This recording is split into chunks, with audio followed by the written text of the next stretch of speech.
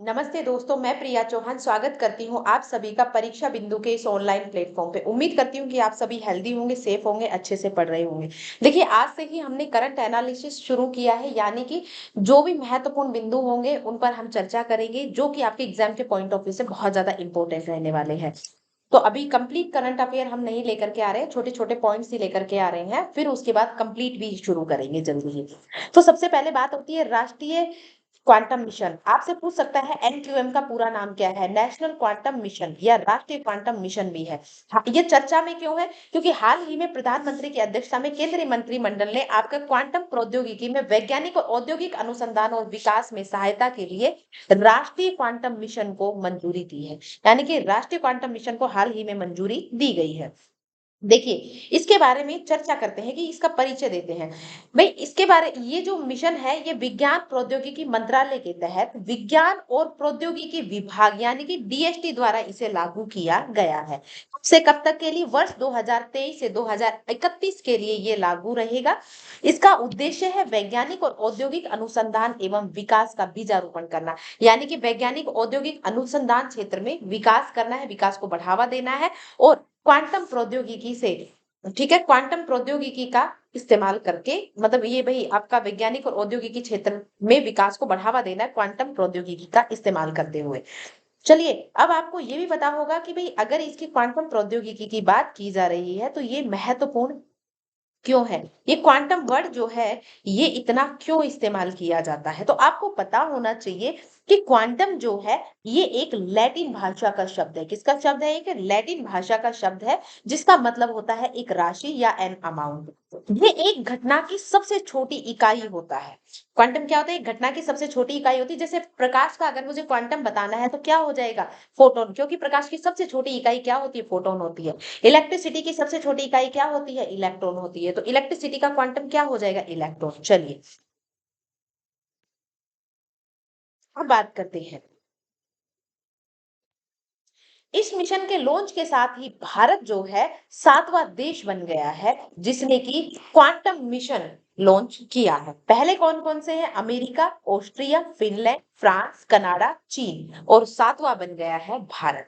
अब बात करते हैं एनक्यूएम की विशेषता क्या है, कि नेशनल क्वांटम मिशन जो आया है, इसकी विशेषता क्या क्या है, हम इसके विशेषताओं पर बात कर लेते हैं। देखो, इसके लिए उद्देश्य रखा गया है कि 5 वर्षों में इसकी जो क्षमता है, वो इसकी 50 से 100 भौतिक क्यूबिट्स में करनी है। जिस प्रकार से हमारा जो साधारण कंप्यूटर होता है, उसकी इकाई जो होती है, उसकी सबसे छोटी इकाई जो होती है वो बिट्स होती है, इसी प्रकार से क्यूबिट्स किसकी होगी? क्वांटम कंप्यूटर की होगी।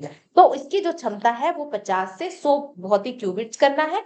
और संपूर्ण 8 वर्षों में, यानी कि 23 से 31 तक, संपूर्ण 8 वर्षों में 50 से 1000 भौतिक क्यूबिट्स के मध्य इसकी क्वांटम कंप्यूटर की क्षमता को विकसित करने का लक्ष्य रखा गया है। देखो, इससे क्या होगा? मिशन सटीक समय पर, है ना, सटीक समय, यानी कि जो परमाणु घड़ियां होती, क्योंकि ये बहुत, आप किसी की भी, अगर हम चाहे हम प्रकाश की बात करें, चाहे हम इलेक्ट्रॉन की बात करें, किसी भी पदार्थ और किसी भी ऊर्जा की सबसे छोटी इकाई की गणना करता है, सबसे छोटी इकाई से गणना करता है। तो इसके जो गणना होती है बिल्कुल सटीक होती है और बहुत जल्दी गणना करता है। तो इससे जो परमाणु घड़ियां होंगी, संचार होगी, नेविगेशन होगी, उसमें संवेदनशीलता के लिए हम मैग्नेटोमीटर को विकसित कर सकते हैं। ठीक है। और अगर आगे अगर बात करें कि इसमें किस किस चीज में ये मदद करेगा, तो भारत के भीतर 2000 किलोमीटर की सीमा में ग्राउंड स्टेशनों के बीच जो उपग्रह आधारित सुरक्षित क्वांटम संचार है, उसके लिए, उपग्रह आधारित जो हमारा संचार होता है ना, उसकी उसमें मदद करेगा। लंबी दूरी के जो सुरक्षित संचार है उसमें मदद करेगा। 2000 किलोमीटर से अधिक जो आपके अंतर शहर क्वांटम कुंजी वितरण है उसमें मदद करेगा। और मल्टी नोड क्वांटम नेटवर्क में भी ये मदद करेगा। उसी के साथ साथ ये क्वांटम प्रौद्योगिकी के क्षेत्र में शीर्ष शैक्षणिक और राष्ट्रीय अनुसंधान एवं विकास संस्थाओं में 4 थीमेटिक हब स्थापित किए जाएंगे। ये वनडे एग्जाम में भी पूछ सकता है। कितने? 4 थीमेटिक हब स्थापित किए जाएंगे। कौन कौन सा? क्वांटम गणना, क्वांटम संचार,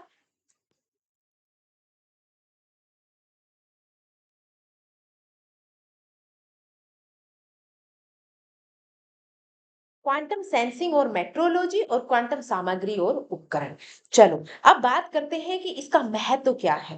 भाई इससे ना आर्थिक विकास को गति मिलेगी, क्योंकि ये हेल्थ केयर में, क्योंकि इससे हमारी क्या है, गणनाएं बहुत सटीक हो जाएगी। ये संचार में, नेविगेशन में और जो समय है उसकी गणना में बहुत सटीक रहेगा। तो इससे हमारे हेल्थ केयर में, डायग्नोस्टिक्स में, रक्षा में, ऊर्जा क्षेत्र में और डेटा सुरक्षा में भी क्या मिलेगी, क्वांटम टेक्नोलॉजी एप्लीकेशन के विकास में अग्रणी देशों में से एक बना देगा भारत को।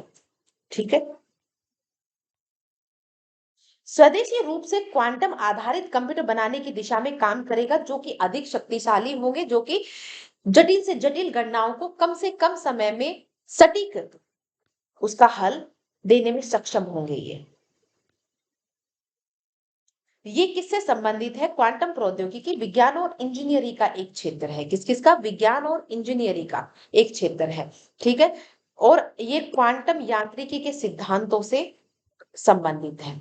इसी के साथ साथ ये किसकी, यांत्रिकी भौतिकी की एक शाखा है। क्वांटम किसकी, यांत्रिक भौतिकी की एक शाखा है, जो कि परमाणु और उपपरमाणुविक स्तर पर पदार्थों और ऊर्जा के व्यवहार का वर्णन करती है। मैंने क्या कहा था, इसने क्या कहा, सबसे छोटे पैमाने पर पदार्थ और ऊर्जा के व्यवहार का गणना करती है। जैसे कि हमने बताया था ना, प्रकाश की सबसे छोटी इकाई क्या है, फोटोन है, ये उसके आधार पर गणना करेगा। इलेक्ट्रिसिटी की सबसे छोटी इकाई क्या है, इलेक्ट्रॉन है, उसके आधार पर गणना करेगा। तो गणना इसकी सटीक होती है।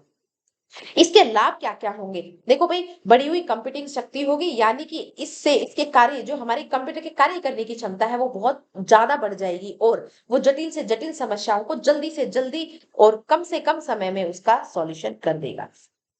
सुरक्षा में बेहतर होगा ये, है ना। अभी हमने बात की थी ना डेटा सुरक्षा की, तो ये डेटा सुरक्षा में भी बेहतर सुरक्षा प्रदान करेगा। क्वांटम एप्लीकेशन, ये एनक्रिप्शन तकनीकी, एनक्रिप्शन यानी कि डेटा को एनक्रिप्ट और डिक्रिप्ट करना, यानी कि एनक्रिप्शन यानी कि डेटा को कोड करके जब हम ट्रांसफर करते हैं डेटा को एक स्थान से दूसरे स्थान पर, तो हम उसे एनक्रिप्टेड फॉर्म में करते हैं, जिससे कि कोई उसे पढ़ ना पाए, है ना, उसे विशेष कोड में परिवर्तित कर देते हैं। तो इससे क्वांटम एनक्रिप्शन की जो तकनीकें हैं, जो पारंपरिक जो विधि है उसकी तुलना में ये अधिक क्या रहेगी, सुरक्षित रहेगी। क्वांटम जो एन्क्रिप्शन तकनीक है, इससे पारंपरिक नेटवर्क की तुलना में द्रुत गति और अधिक सुरक्षित तरीके से सूचना प्रसारित होगी, क्योंकि एन्क्रिप्शन हो जाएगा, सटीक तरीके से होगा, जल्दी कार्य होगा।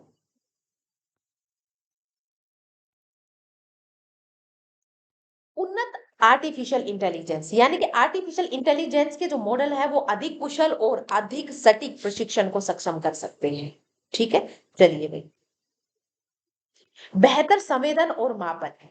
क्वांटम सेंसर पर्यावरण में क्या होते हैं, बेहतर जो छोटे से छोटे बदलाव होते हैं ना, जैसे अगर अभी हम बात करें तो हमें जो बदलाव होते हैं ना पर्यावरण में, जो बुरे प्रभाव है या अच्छे प्रभाव है या जो बदलाव है, वो हमें बहुत लंबे समय के बाद पता चलता है, क्योंकि हमारे पास इतने छोटे छोटे बदलाव की गणना करने का भी यंत्र नहीं है। लेकिन क्वांटम कंप्यूटिंग की क्वांटम की सहायता से, क्वांटम कंप्यूटिंग की सहायता से जो पर्यावरण में छोटे से छोटा बदलाव होता है, जैसे कि उसको बहुत छोटे छोटे बदलाव का पता लगाया जा सकता है, चिकित्सा निदान के लिए, पर्यावरण पर निगरानी रखने के लिए और भूवैज्ञानिक अन्वेषण जो होते हैं उनके लिए भी ये सहायक रहेगा।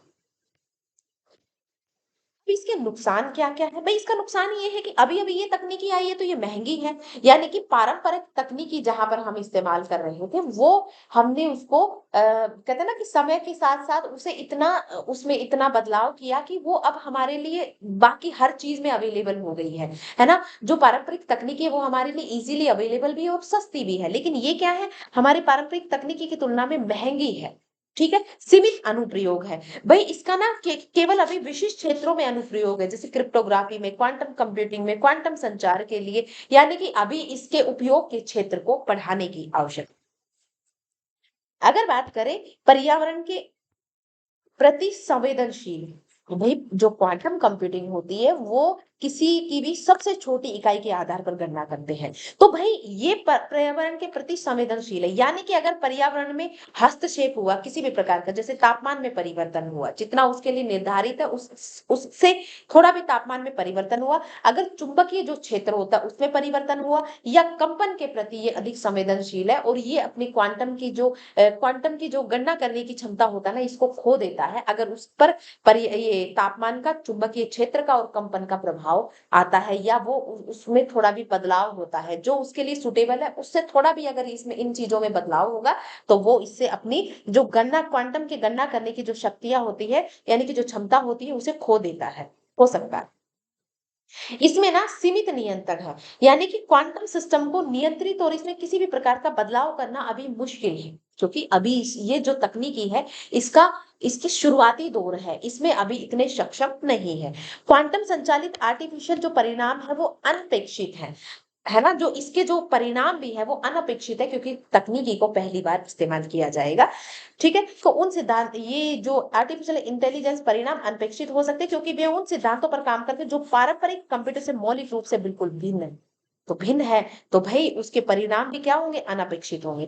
कुल मिलाकर के अगर बात की जाए तो जो क्वांटम प्रौद्योगिकी में अपार संभावनाएँ हैं, लेकिन अभी भी इसमें कई ऐसी चुनौतियाँ हैं जिन्हें व्यापक रूप से अपनाने से पहले उन चुनौतियों को दूर करने की आवश्यकता है। अगर उन चुनौतियों को दूर कर दिया जाता है तो इसमें अपार संभावनाएँ हैं, और जो हम अभी भी सूचना के क्षेत्र में, सूचना प्रौद्योगिकी के क्षेत्र में, रक्षा के क्षेत्र में, हमारे डेटा के क्षेत्र में जो भी कार्य कर रहे हैं, चिकित्सा के क्षेत्र में जो कार्य कर रहे हैं, आर्टिफिशियल इंटेलिजेंस के क्षेत्र में जो भी कार्य कर रहे हैं, उनमें अपार संभावनाएँ हैं। लेकिन उसके लिए पहले उन चुनौतियों को दूर करने की आवश्यकता है, जो कि व्यापक रूप से अभी इसमें विद्यमान है। तो आज के लिए इतना ही। Thank you class. बाकी की बातें करेंगे नेक्स्ट सेशन में। तब तक के लिए वीडियो को लाइक और शेयर करना। अगर आपको ये अच्छा लगता है या आप क्वांटम कंप्यूटिंग के बारे में कुछ भी जानते थे तो कमेंट बॉक्स में जरूर करके बताना कि भाई आप इसके बारे में जानते थे या नहीं। तो आज के लिए इतना ही। Thank you class.